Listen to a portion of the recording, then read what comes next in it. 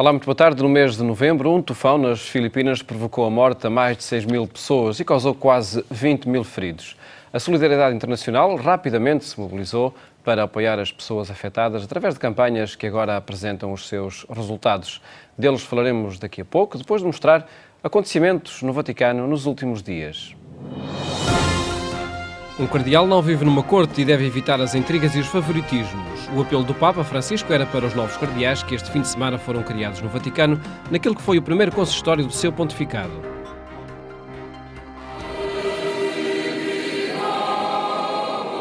No sábado, o momento da entrega do anel e do barrete cardinalício ficava desde logo marcado por um acontecimento original. Bento XVI esteve presente e foi saudado pelo Papa Francisco logo no início da celebração, tendo retirado o solideu branco em sinal de respeito por Francisco. Momentos depois, o secretário de Estado do Vaticano, Dom Pietro Parolin, também ele novo cardeal, sublinhava na sua mensagem esta presença de Bento XVI, a que a Assembleia respondeu com uma salva de palmas.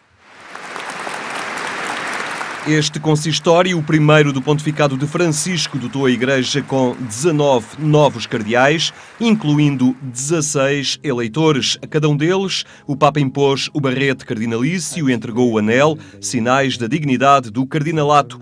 Um deles, por se encontrar em cadeira de rodas, foi o Papa que desceu ao seu encontro. No final do consistório, Francisco voltou a saudar Bento XVI. Domingo, os cardeais regressaram à Basílica de São Pedro para celebrarem a Eucaristia com o Papa e foi nessa ocasião que escutaram de Francisco um apelo especial. Il cardinale, specialmente a voi lo dico, entra nella Chiesa di Roma. Fratelli, non entra in una corte.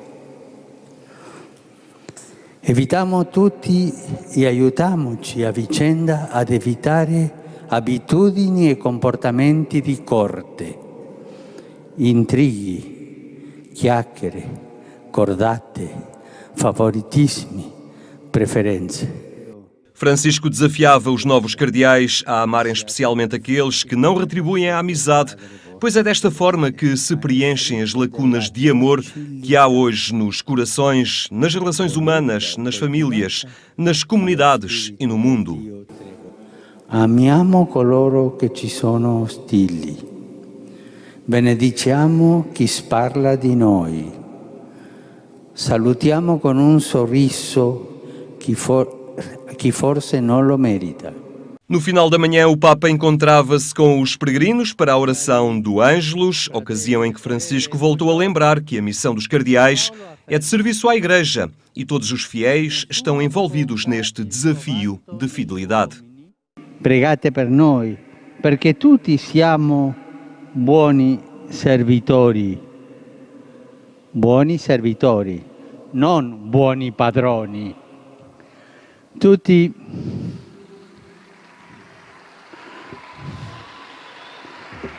Tutti insieme, vescovi, presbiteri, persone consacrate e fedeli laici, dobbiamo offrire la testimonianza di una Chiesa fedele a Cristo, animata dal desiderio di servire i fratelli e pronta ad andare incontro con coraggio profetico. Após este consistório, o Colégio Cardinalício passa a ser constituído por 218 cardeais, oriundos de 68 países, entre eles Portugal, representado por Dom José Saraiva Martins, prefeito emérito da Congregação para a Causa dos Santos, Dom Manuel Monteiro de Castro, penitenciário Mor da Santa Sé, e Dom José Policarpo, patriarca emérito de Lisboa. Os portugueses entregaram à Caritas 100.000 euros para ajudar as vítimas do tufão que destruiu as Filipinas. Habitação, atividades geradoras de rendimento, redução de riscos e desastres são as principais áreas de intervenção.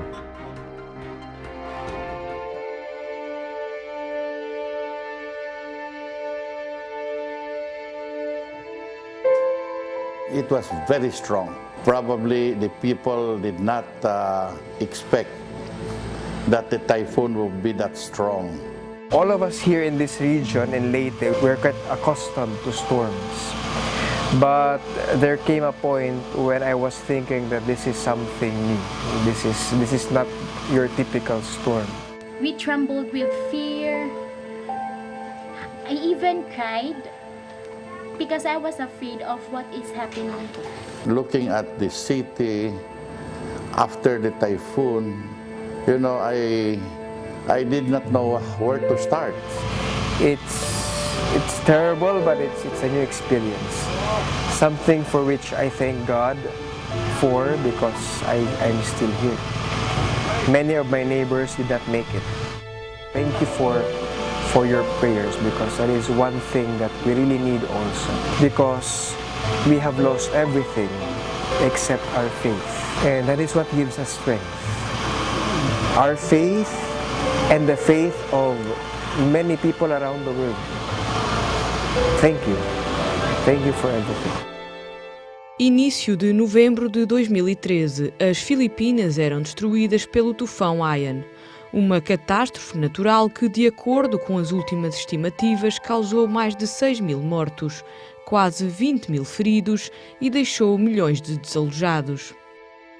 A comunidade internacional rapidamente se mobilizou para ajudar as vítimas e iniciar um longo processo de reconstrução de muitas regiões do país. A Caritas Portuguesa recolheu mais de 100.000 euros para apoiar as populações das Filipinas. Habitação, atividades geradoras de rendimento e redução de riscos e desastres são estes os 3 eixos para onde a Caritas vai canalizar a verba doada pelos portugueses. Eugênio Fonseca agradece a generosidade do povo português e chama a atenção para a necessidade de aproveitar esta fase de reconstrução para dar melhores condições de habitabilidade às populações locais e evitar mais tragédias desta magnitude. Sem dúvida, havendo um número tão elevado de desalojados, a habitação é essencial. E já que se vai investir na habitação, que as pessoas fiquem com melhores condições habitacionais. Em termos do conforto habitacional, mas também nas condições arquitetónicas, para que, se houver tufões, não se derrubem as casas com tanta facilidade como aconteceu agora, embora o tufão fosse um tufão nunca sentido com tanta força como alguma vez se tivesse feito sentir naquele território. Portanto, a habitação com segurança e com conforto. Por outro lado, houve muito posto de trabalho que foi destruído. E é preciso que as pessoas regressem à sua autonomia de recursos financeiros e, portanto, o segundo eixo é a geração de rendimentos. É ajudar as pessoas a criarem essa autonomia financeira. Aqui nós diríamos a criar postos de trabalho. E, finalmente, investir também no terceiro eixo, que é a de ajudar as pessoas a prepararem-se para que, perante novos desastres, não se instale o caos, a desorganização, no fim, que haja uma preparação mais cuidada para que os impactos de qualquer agressão que possa haver por parte da natureza tenham efeitos menos devastadores que estes.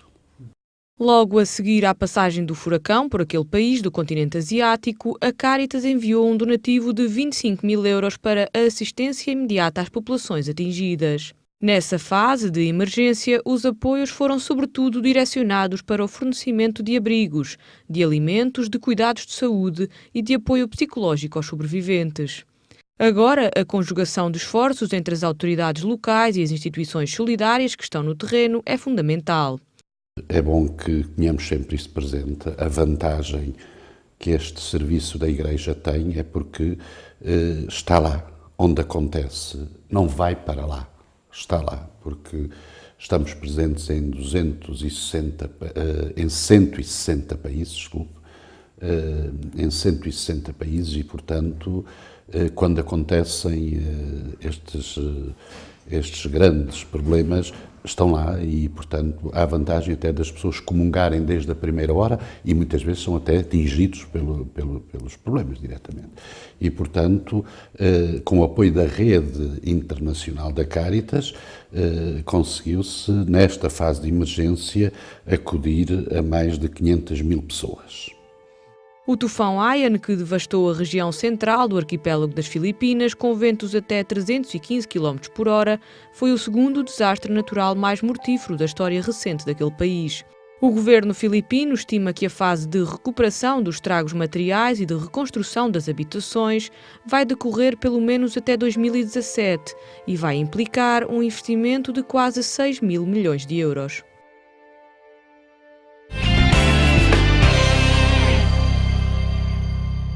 A Fundação Ajuda à Igreja que Sofre promoveu campanhas de ajuda às vítimas do tufão nas Filipinas. Recentemente, representantes da instituição em diferentes países visitaram o local. Félix Nungu, do Secretariado Português da Ajuda à Igreja que Sofre, integrou esta comitiva e é hoje convidado do programa Eclésia. Boa tarde, Félix. Muito obrigado por estar neste programa. Olá, Paulo. Pedia que nos contasse a realidade que encontrou nas Filipinas depois deste tufão de há uns meses. É ainda um panorama de destruição aquele que se observa?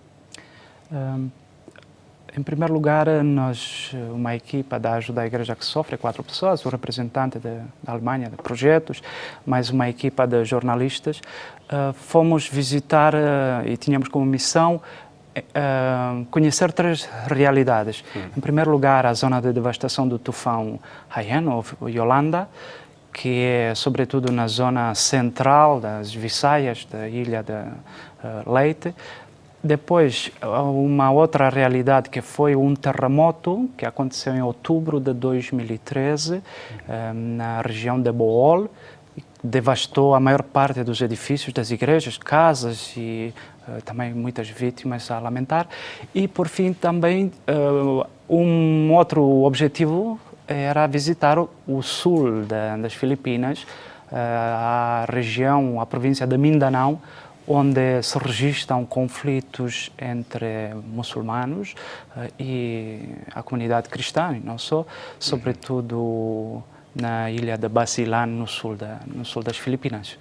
O que encontramos em cada uma destas regiões, vou falar primeiro da zona do tufão Haiyan.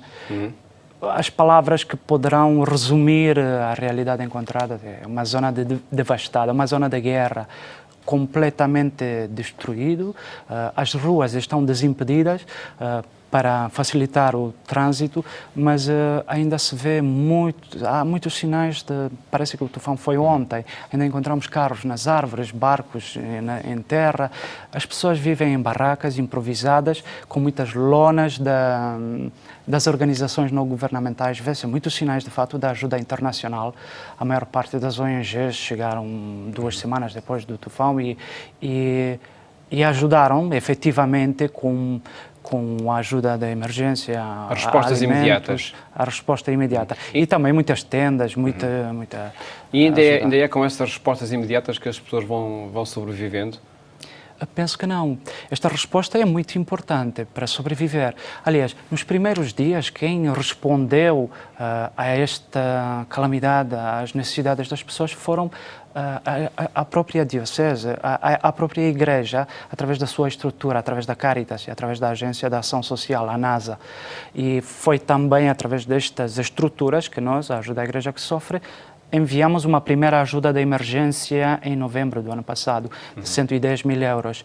Agora, esta segunda visita, de fato, tinha como objetivo avaliar a necessidade de reconstrução, de erguer não só casas e igrejas, mas, sobretudo, a esperança das pessoas. Ela estava afetada naquilo que observaram? Nem por isso. É muito interessante. Isto porque fotografias mostram muitas vezes rostos sorridentes, não é? É verdade, é verdade. É impactante, de alguma maneira, chegar a uma área devastada por tantas calamidades. De fato, Filipinas é um dos países com o maior número de calamidades do mundo. Tem tufões, terremotos, tsunamis, uma série de... E, no entanto, as pessoas continuam a sorrir. Foi uma das perguntas que procurei resposta nessa minha viagem, saber porquê este sorriso, porquê esta aparente felicidade. E de fato, as pessoas estavam muito gratas por estarem vivas.